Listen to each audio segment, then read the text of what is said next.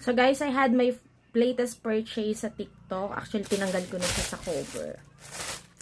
But this one, ito yung aking set ng pang foot spa. Kasi napakahilig ko talagang magpa-foot spa with manicure and pedicure. Uy, magkano din yun kapag, actually it's 500 pesos kapag nagpapa foot spa with pedicure ako. Wala pang manicure na kasama. So since it's my guilty pleasure na talaga magpalinis ng paa, especially gusto ko kapag pinafile na no yung aking mga ang tawag nito, mga dead skin sa paa. So, very, sa akin yon, refreshing and sobrang naaano ko. Ano ba tawag doon? Yung parang nakakalma.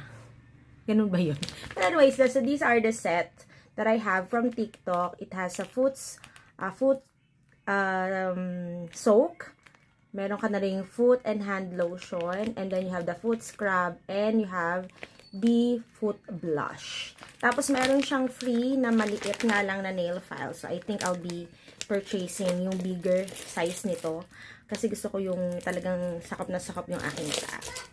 Ayan. So, if you wanted to buy this set also, I'll be posting this on the comment section or on the description of this video para sabay-sabay tayong mag-foot spa.